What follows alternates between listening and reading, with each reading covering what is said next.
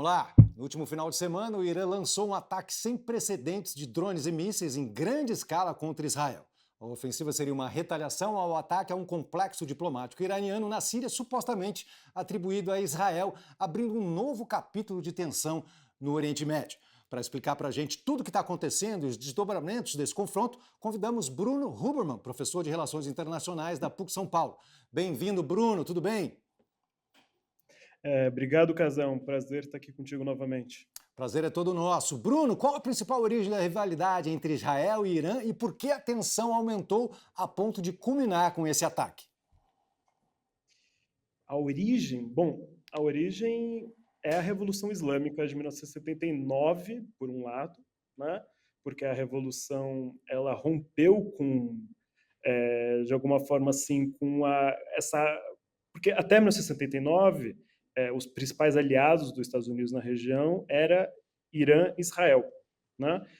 A partir de 79 o Irã rompe com essa aliança, né? Estabelece um governo anti-imperialista, de alguma forma assim, que vai se tornar um governo islâmico no segundo momento, né? Que vai manter rivalidade com Israel e os demais aliados dos Estados Unidos, né? Tanto que não é somente com Israel que o Irã tinha rivalidade, mas tinha rivalidade com a Arábia Saudita, outro aliado de Israel, até outro dia. Eles normalizaram relações somente no ano passado, né?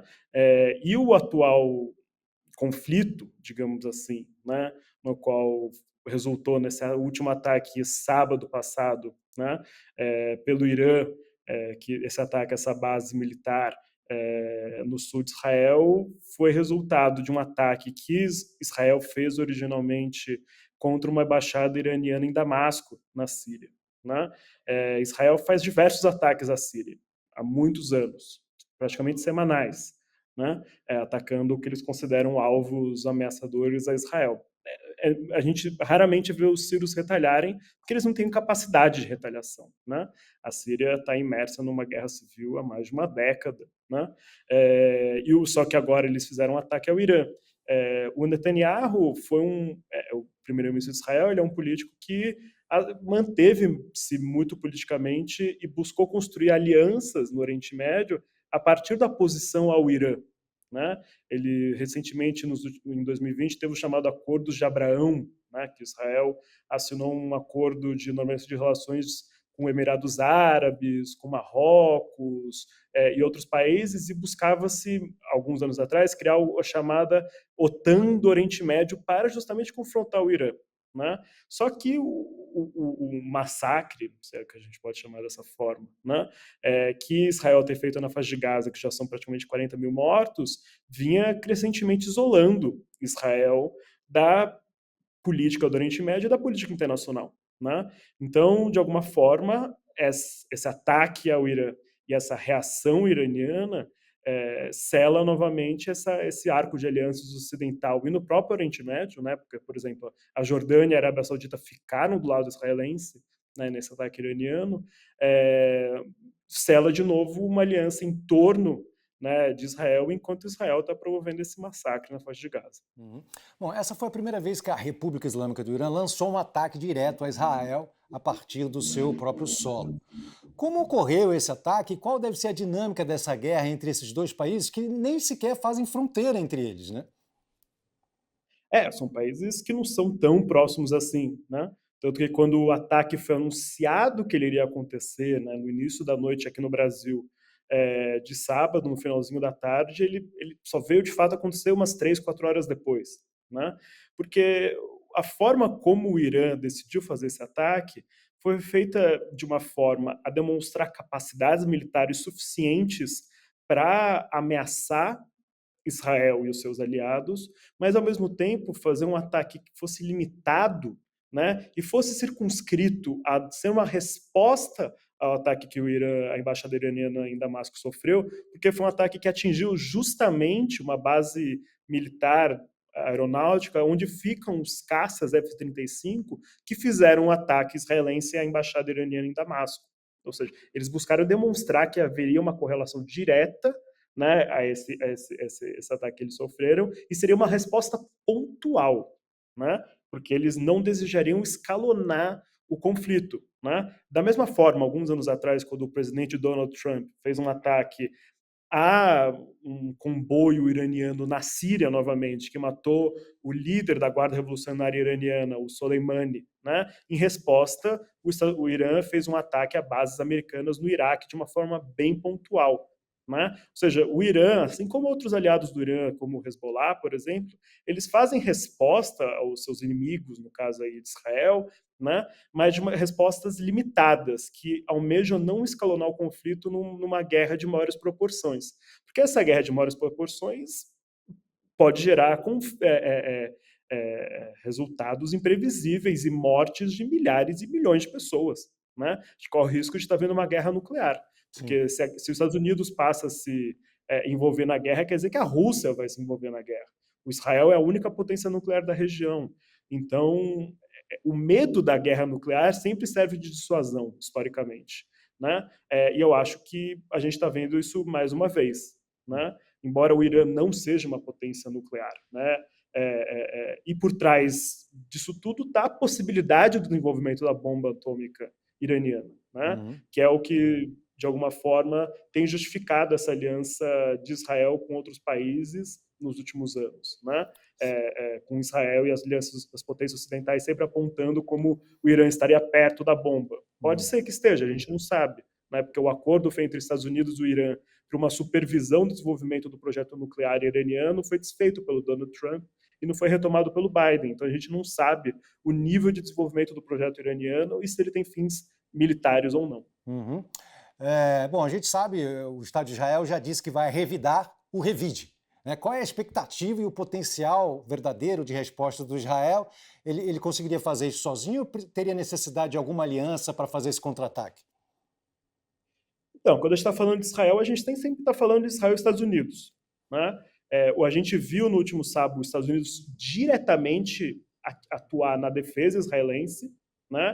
Teve caças britânicos e americanos saindo do Chipre para alvejar esses drones e mísseis feitos do Irã, junto com militares, caças jordanianos também.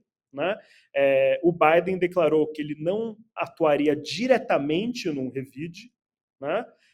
E as informações que têm chegado nos últimos dias aqui para a gente, né, é que tem havido negociações entre israelenses e americanos em torno de que resposta seria dada.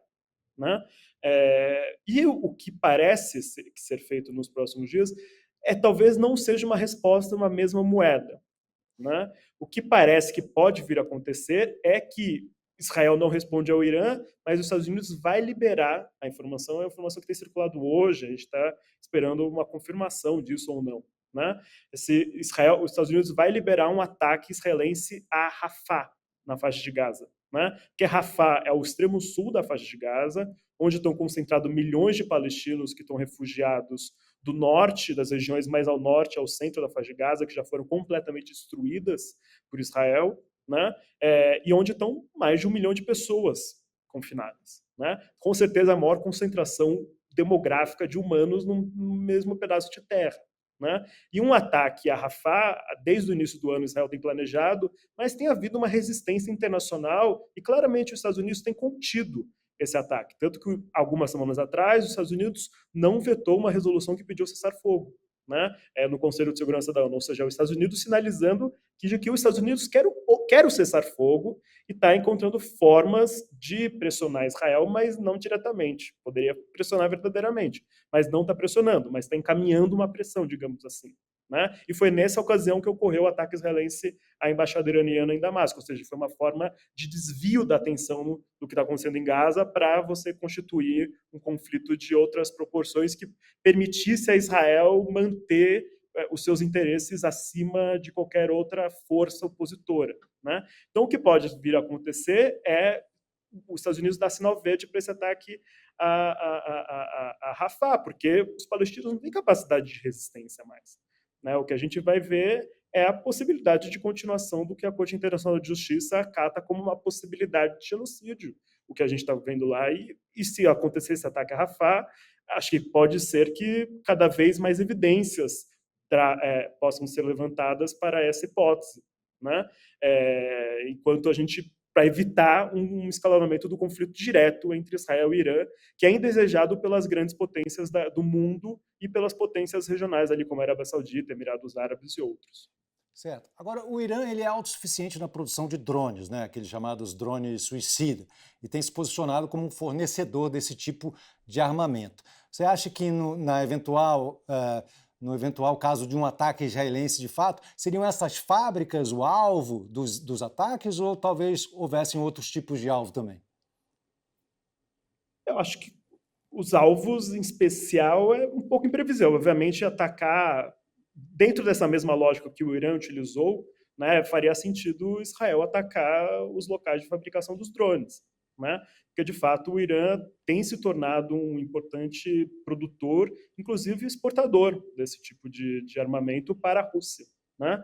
Os russos têm utilizado drones iranianos nos seus ataques à Ucrânia, e a gente sabe que os russos utilizaram estratégia de ataque semelhante, tática, né, na verdade, de ataque semelhante ao que o Irã fez contra Israel. Esse enxame de drones, né, que gera uma desestabilização do sistema de defesa, como foi feito no caso israelense, que permite que depois mísseis teleguiados atinjam os alvos, de uma vez que o sistema de defesa ficou um pouco confuso, com um excesso de alvos a combater, e permite com que o objetivo real seja atingido, né? Então, esse tipo de tática de ataque, através desse enxame de drones, né, e com mísseis teleguiados, os russos têm feito na Ucrânia também, o Irã utilizou pela primeira vez, né?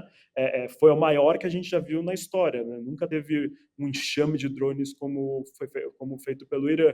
Isso demonstra uma sofisticação militar, né? Iraniana dos opositores, né, dos Estados Unidos e de Israel, que muitas pessoas talvez não acreditassem nessa capacidade militar que os iranianos têm, né? Ou seja, os iranianos conseguiram demonstrar um poder militar grande, né? E a gente não sabe a real potencialidade desse poder, né? Então, uma retaliação israelense com certeza buscaria afetar essa capacidade, porque afetar o Irã significa afetar a Rússia, portanto é algo de interesse direto dos americanos que estão envolvidos com os russos no conflito contra os russos na Ucrânia. Isso Ou seja, o que então a gente tem visto poderia atrair então os russos para dentro desse conflito, né? Porque os russos podem ficar enfraquecidos perdendo a compra dos drones produzidos no Irã. Eu acho que qualquer sinal de retaliação, o Vladimir Putin já falou que vai defender o Irã, né? A relação entre Rússia e Irã não é a mesma relação entre Estados Unidos e Israel, né? Estados Unidos e Israel é uma aliança muito mais próxima, muito mais, né, especial, digamos assim, do que entre Irã e Rússia, que é uma aliança mais recente, né?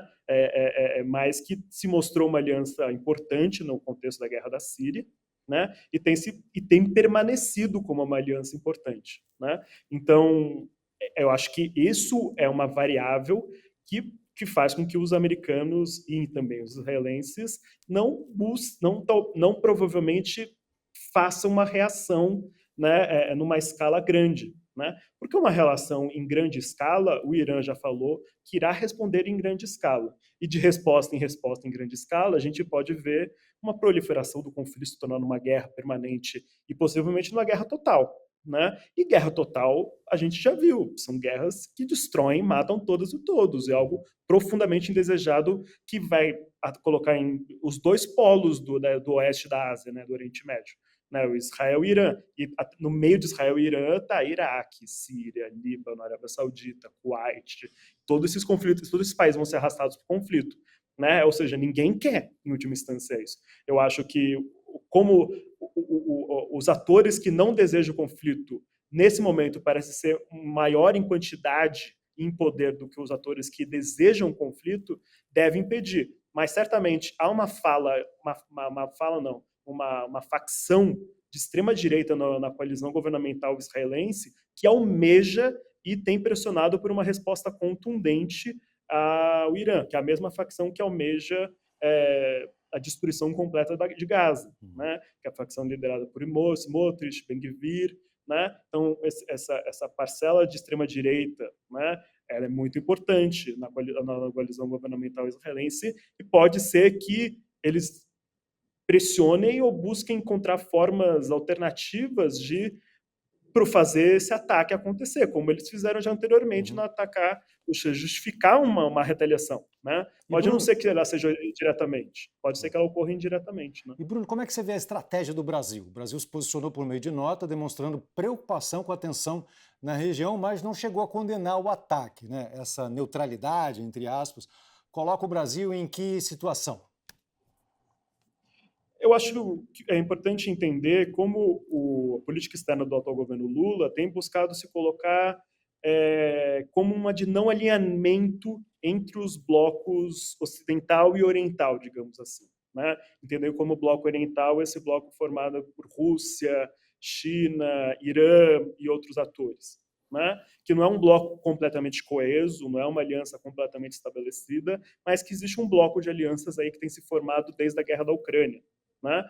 E, por outro lado, há esse bloco ocidental, formado por União Europeia, Estados Unidos, Canadá, Israel, e o Brasil, que historicamente sempre foi muito mais próximo desse bloco ocidental, e no governo Bolsonaro foi alinhado completamente com esse bloco ocidental, mas, ao mesmo tempo, é um país que tem buscado fazer uma política de solidariedade com o país do Sul, é um país que tem feito críticas contundentes ao ataque israelense à faixa de Gaza, inclusive entendendo que estaria ocorrendo um genocídio na faixa de Gaza. O presidente Lula deu essa declaração mais de uma vez. Né? O Irã se tornou aliado do BRICS, né? Passou a fazer parte do BRICS no começo do ano, essa coalizão de países terceiro-mundistas, né, do Sul. Então, o Irã é um parceiro estratégico brasileiro maior do que Israel nesse momento. Né? Mais importante.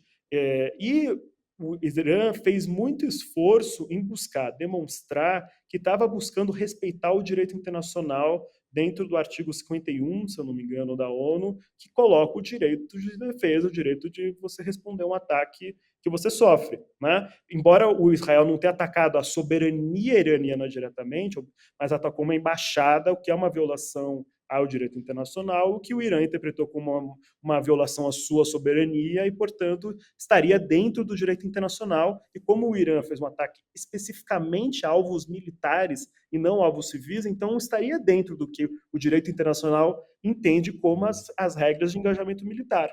Né?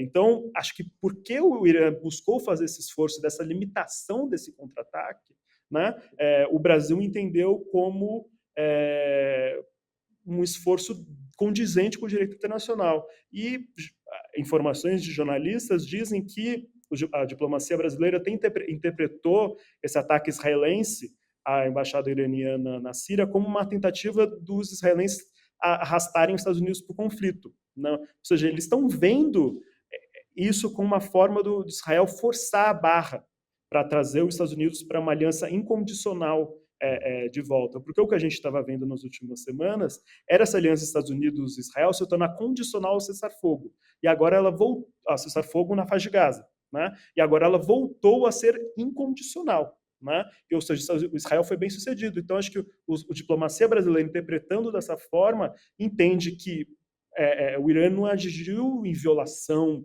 Né? Obviamente, o Brasil se colocou como defensor da paz, se colocou como contra as hostilidades, mas entende que o Irã agiu de uma forma dentro do direito internacional e buscar fortalecer a sua defesa em relação a atores que são hostis à sua soberania, o que está de acordo com o direito internacional. Bruno, Né? Então, muito acho que a posição obrigado. brasileira Muito é esse obrigado. posicionamento. Muito obrigado pela sua participação, muito obrigado por nos ajudar a entender melhor o que está por trás dos fatos. Né? Tem muita provocação aí, e se você responde com o fígado, muitas vezes, enfim, a escala de violência aumenta muito. Muito obrigado pela sua participação e muito obrigado pelos seus comentários. Valeu, Cazé. Até a próxima. Tchau, tchau. Bom, depois da ofensiva inédita do Irã contra Israel, ocorrida na semana passada, que a gente está conversando aqui, as preocupações aumentaram com relação às possíveis consequências que o conflito pode trazer para o acesso ao petróleo no mundo todo. Para analisar os reflexos desse conflito na economia brasileira, a gente recebe aqui no estúdio Marcos de Vasconcelos, CEO do Monitor do Mercado. Vamos lá, vamos falar com ele.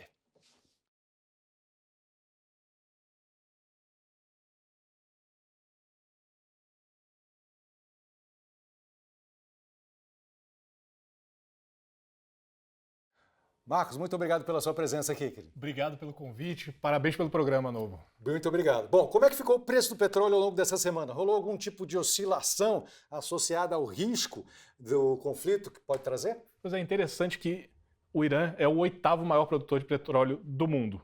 Então a expectativa quando o Irã entra de frente no conflito seria de que o preço do petróleo aumentasse, já que ele é um grande produtor e ele estaria ali sujeito a sanções, né? Sujeito a um bombardeio, alguém impedisse o petróleo de sair do Irã.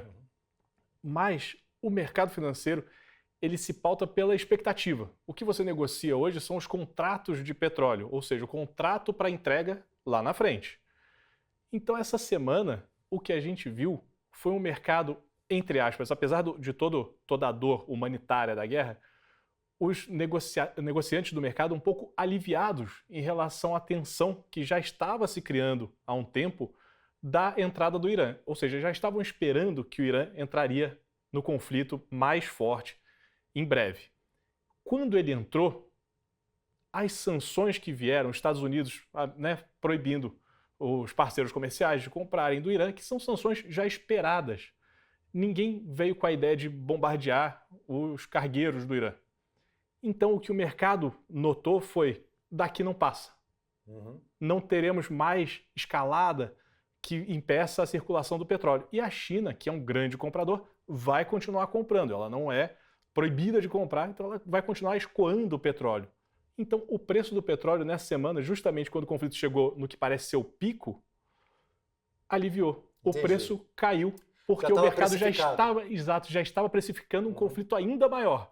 Quando eles viram que aquele era o limite, o petróleo caiu. Certo. Já o dólar não aconteceu a mesma coisa. O dólar disparou no início da semana e bateu 5,27 na terça-feira, maior valor em mais de um ano. Por que a moeda norte-americana se fortalece num cenário de crise como esse? É exatamente o contrário, né? O mercado, nesse ponto do dólar, ele foge para a segurança. O petróleo ele é uma commodity, ele precisa circular. Mas o dinheiro, você escolhe aonde você vai colocar, certo? Quando os grandes investidores globais, que é quem efetivamente muda o preço das coisas, né? Não é você e eu, não é o investidor em casa que muda o preço de um ativo, muda o preço de uma moeda. Quando o grande investidor global ele vê a escalada de um conflito, ele tira o dinheiro de uma caixinha e põe na outra. E o que a gente está vendo é ele tirar o dinheiro da insegurança e colocar em ativos de segurança. O ouro, que é o ativo considerado mais seguro do mundo, chegou no seu pico histórico nessa semana, porque você parou de investir em coisas inseguras. E o Brasil é um mercado emergente, é um mercado muito volátil, ele varia muito, não é um mercado seguro. E o dólar é considerado uma moeda segura. Então você tira o seu dinheiro de países emergentes e bota em mercados seguros. Botaram no ouro e botaram no dólar. Com isso, o dólar sobe e o real, as moedas de países emergentes, afunda, porque não tem mais dinheiro entrando, só dinheiro saindo. Bom, você tem toda a razão quando você fala que não você, eu, nem você, nem as pessoas que estão nos assistindo nesse momento vão fazer a diferença nessa coisa da cotação do dólar. A gente tem que entender para onde ele vai, mas... Sim, mas para quem tem uma pequena poupança que quer proteger o seu dinheiro de alguma forma de uma crise que pode se escalar, seria um bom momento para comprar o dólar ou não? Olha, ele está numa alta que a gente não via há muito tempo. Então, comprar quando está claramente caro é um perigo. Lógico que ele pode ficar mais caro? Pode. Mas esse tipo de projeção, esse tipo de chute, acaba sendo mais prejudicial. O ideal no mundo dos investimentos, proteger seus investimentos, é você ter uma diversificação, você ter diversos ativos, né? Ação, dólar, previdência, coisas que vão reagir de forma diferente. Então, com a alta do dólar, um pedaço dos seus investimentos vai subir e outro pedaço vai cair. Mas você se manter sempre subindo um pouquinho, sempre ganhando um pouquinho, não tentar fazer uma goleada. Então apostar que agora o dólar vai estourar. Olha, ele já está mais alto do que ele esteve nos últimos meses. Então comprar agora é correr um risco muito alto. Entendi. Se você comprou lá atrás e quer vender, talvez seja um bom momento, porque você vê a quanto você comprou, agora ele está tão alto, pode valer a pena você realizar esse lucro, né? Você pegar um pedaço desse dinheiro e botar em outra coisa, porque o dólar já subiu. Reações emergenciais assim, na prática, podem fazer com que você perca mais dinheiro ainda. Desespero não dá dinheiro. quando você se desespera com o seu próprio dinheiro, provavelmente você vai perder mais dinheiro. Bom, a gente falou mercado petróleo, você falou do ouro, a gente falou também do dólar. Outra oscilação que marcou a semana foi a da Bolsa de Valores. A Bovespa teve 6 baixas seguidas, sequência que não acontecia desde agosto do ano passado. Qual é a explicação para essa oscilação? Tem a ver com esse cenário internacional ou existem outros fatores internos também pesando a mão nesse cenário? Pois é, o ministro Fernando Haddad deu uma declaração essa semana falando que era 2/3 externo e 1/3 era culpa do governo mesmo. Essa conta é muito difícil de fazer, mas essa retirada de dinheiro dos estrangeiros, né, que tiraram o dinheiro dos países emergentes, já que o mundo está mais inseguro, isso efetivamente tira dinheiro da Bolsa. Quando você vai investir num país, você investe também na Bolsa de Valores daquele lugar. Se o grande dinheiro sai, a Bolsa afunda. E ela afundou e chegou aos 123 mil pontos que a gente não via há tempos. Mas tem uma insegurança que foi criada pelo governo nessa semana e que isso também tira dinheiro. Por quê? Se você gera insegurança para o investidor estrangeiro sobre o que você vai fazer, ele não vai aumentar a aposta, ele vai esperar para ver qual vai ser o futuro. E o que aconteceu foi que o governo ele passou adiante, ele levou para 2026 a meta de ficar no 0 a 0 fiscal, ou seja, de gastar menos do que arrecada. Então a gente viu o governo que tinha prometido fazer isso já no ano que vem, ou seja, gastar menos do que arrecada, ele falou, em 2025 não vai dar, vai ser só em 2026. Em 2025 a gente quer ficar no 0 a 0. Ele mudou a meta, ele mudou o que ele tinha se comprometido a fazer. Quando você muda as suas promessas no meio do caminho, você gera insegurança para quem gostaria de colocar dinheiro para você fazer os seus projetos ou dinheiro para circular naquele país. Você tira a segurança novamente em um momento que o mundo já está inseguro. Então você afundou ainda mais a Bolsa, afundou ainda mais os investimentos no Brasil com essa mudança do déficit fiscal, do superávit fiscal. Agora, na sua percepção, uma mudança como essa faz parte também do jogo econômico, porque você vai se adaptando aos fatos que estão acontecendo? Ou é uma barbeiragem do governo? Olha, dizer o que o governo deveria fazer é muito difícil, porque quem está na cadeira é que sabe o que faz. Mas você, depois de ter feito uma meta há 7 meses atrás, não é tanto tempo, não é uma meta tão antiga, para você falar, agora precisa mudar, o mundo mudou tanto. O mundo não mudou tanto em 7 meses. Mesmo com esse cenário internacional de guerra entre Irã e Israel? Já estava, o petróleo já diz que já estava precificado. 7 meses não é tanto tempo, não teve essa mudança. A guerra está desde o ano passado.